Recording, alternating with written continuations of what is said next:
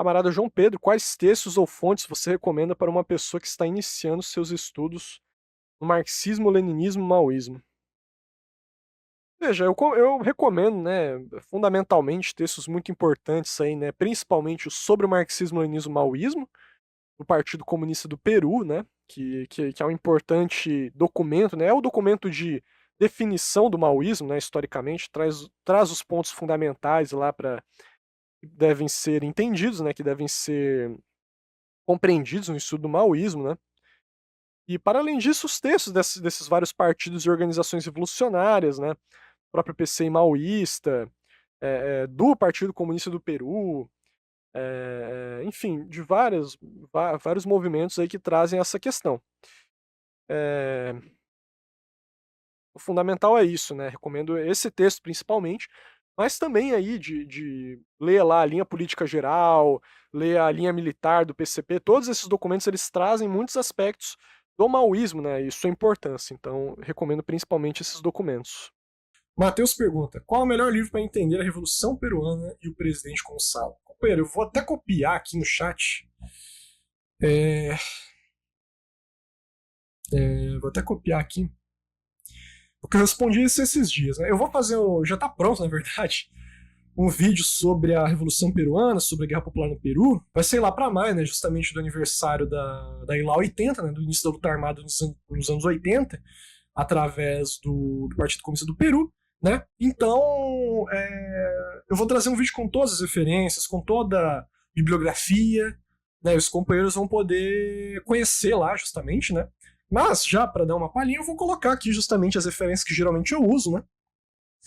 A maior parte desses autores, eles são ou revisionistas ou burgueses, né? Democrática que apenas a Rosana Bond, né, a companheira jornalista Rosana Bond, né, um abraço aí para a companheira, importante companheira aí, né, principalmente agora na defesa da questão indígena, né, na questão do caminho do Peabiru, na defesa do legado, né, justamente da compreensão histórica, né, desse caminho, dessa rota, né, comercial indígena que existiu.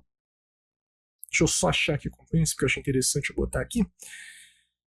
No geral, os outros, tem um democrata ainda, mas no geral são senderólogos burgueses ou revisionistas, mas são textos muito importantes, justamente para a gente compreender a Guerra Popular no Peru. Né? Isso, claro, não partindo das fontes primárias, né? Não estou falando dos arquivos do Partido Comunista do Peru, dos documentos, nem nada do tipo. Estou falando de fontes externas, né? Justamente fontes que tratam justamente digamos assim, do ponto de vista historiográfico. Né? Essas são as fontes que eu geralmente uso, né? Para além de, como eu falei, né, dos documentos do partido, dos documentos do PCP, né, os companheiros podem conferir aqui, mandar aqui justamente, né, o Rompendo ao Silêncio, né, que justamente conta a história de Raucana, que foi justamente uma base, né, um comitê popular que se desenvolveu no Peru, né, principalmente nas cidades, foi o primeiro comitê popular que se desenvolveu nas cidades, e esse autor aí, o Carlos Castillo Vargas, ele traz uma imensa documentação, uma imensa argumentação partindo dos documentos do PCP e de outras materiais.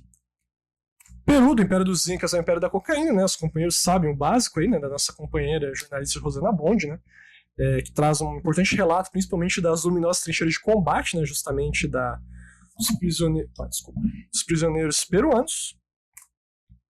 O capítulo 2 do Revolutionary Movements em Latinoamérica, da Cynthia McClintock, que é um importante livro que trata principalmente do apoio popular do PCP, do poder que eles possuíam, da quantidade de membros e do território que eles controlavam, né?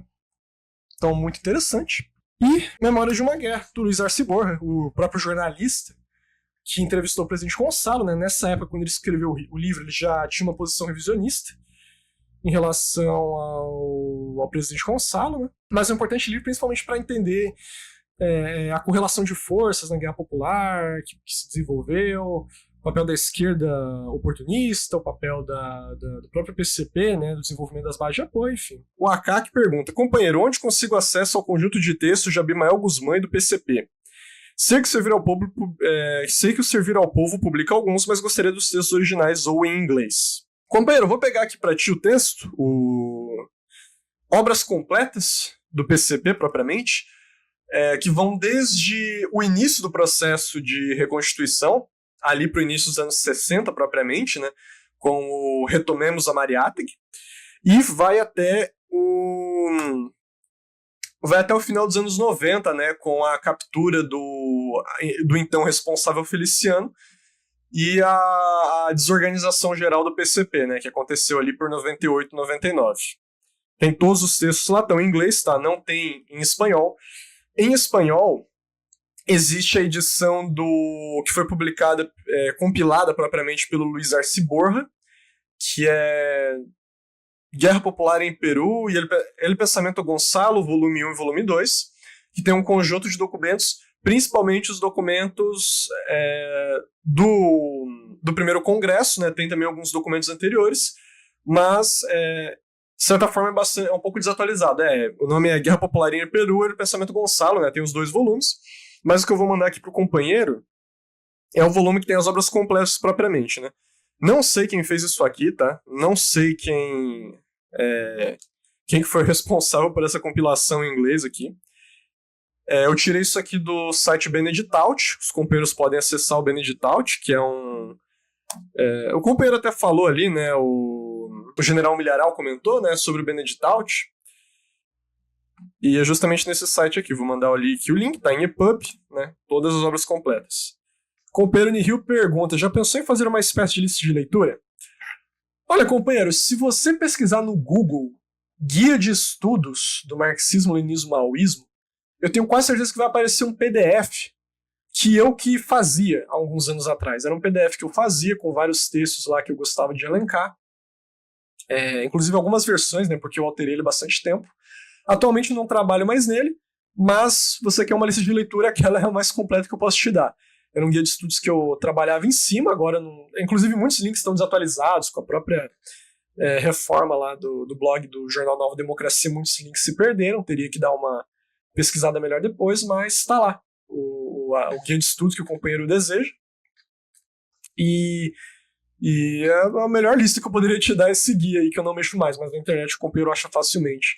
Porque o pessoal republicou muito em arquivos PDF e tudo mais, mas está lá o documento.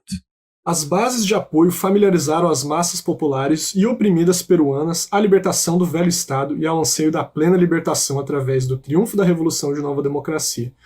Com certeza, e é muito importante, né, companheiros, estudarem a Revolução Peruana. Eu pretendo ainda fazer uma série, né, de guerras populares em curso hoje em dia, com certeza, né, tratarei da Revolução Peruana, justamente entendendo que o desenvolvimento lá foi muito poderoso, né? O desenvolvimento das bases de apoio, o desenvolvimento do trabalho de massas e o combate ao velho Estado foi muito poderoso mesmo, justamente numa época em que a contraofensiva, aliás, a ofensiva reacionária geral estava a todo vapor, né?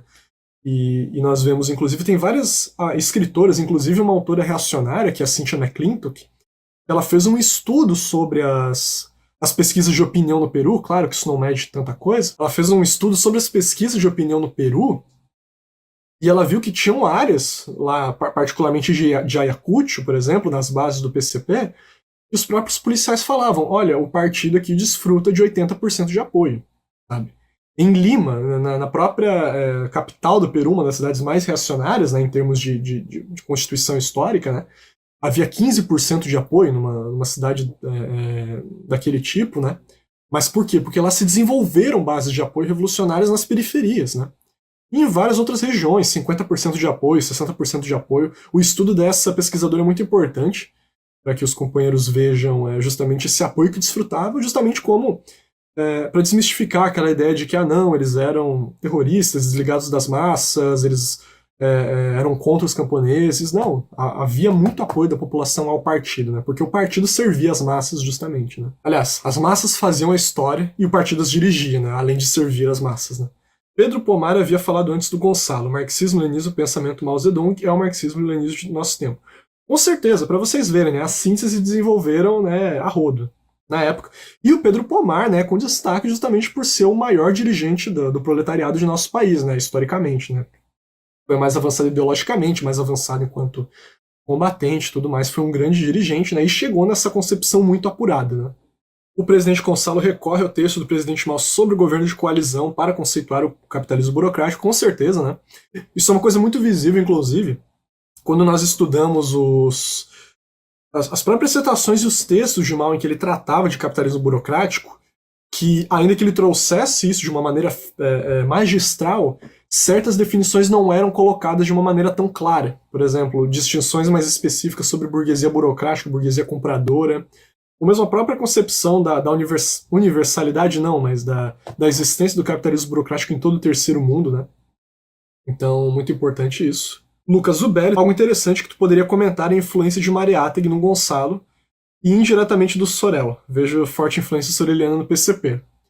Sobre o Sorel não tenho muito o que comentar, porque eu nunca li muito sobre o autor, mas sobre o Mariátegui, sem dúvida. Né? O Mariátegui, o presidente Gonçalo chama sobre retomar a Mariátegui, né? Justamente porque estudando o Mariátegui, ele já via lá... Isso, inclusive, é uma questão importante, né? O Partido Comunista, né, a gente comenta, né, em algumas questões que o Partido Comunista do Brasil ele vai se constituir enquanto partido marxista-leninista a primeira vez, justamente na cisão de 62 com a Constituição sob a sigla PCdoB. E no Peru, uma das questões históricas que possibilitaram essa síntese e essa definição surgir no Peru, né, lembre-se sempre a relação de causalidade com coincidência, né, com particularidade, né, vai se dar justamente porque lá, graças ao trabalho de Mariátegui, o partido vai se constituir muito antes, e o presidente Gonçalo percebeu isso. O partido vai se constituir enquanto marxista-leninista já na fundação, por parte do Mariátegui, né? E de uma maneira magistral, inclusive, já defendendo naquela época a revolução, né? Em seus termos práticos e todas as suas consequências, né? O Mariátegui já colocava isso, então, com certeza. Rodrigo Vale comentou, né? 1/6 do apoio ao PCP numa capital reacionária da burguesia.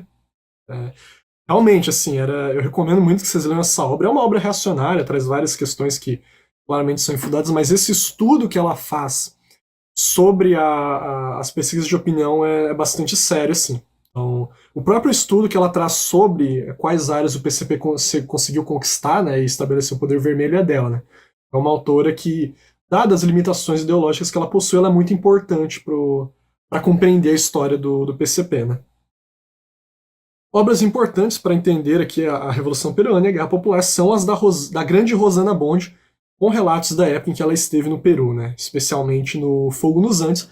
Com certeza, né, a grande jornalista aí, Rosana Bond, que foi lá e botou a mão na massa mesmo, né? O relato dela é muito incrível, é muito, em certos pontos, é até engraçado, assim, em certas situações que ela passou por lá. Mas justamente dela ter conhecido justamente os combatentes peruanos, ter chegado e ido para prisões, né? Para conversar com os presos políticos. E trouxe, inclusive, trouxe documentos, né, da época que eles tiveram para o Brasil. Né? Então, foi uma importância muito grande da jornalista e com certeza recomendo que leiam os livros, não só o Fogo nos Andes, mas também o do Império dos Incas, o Império da Cocaína. Né? E também os atuais livros dela sobre a questão do caminho do Peabiru, com certeza.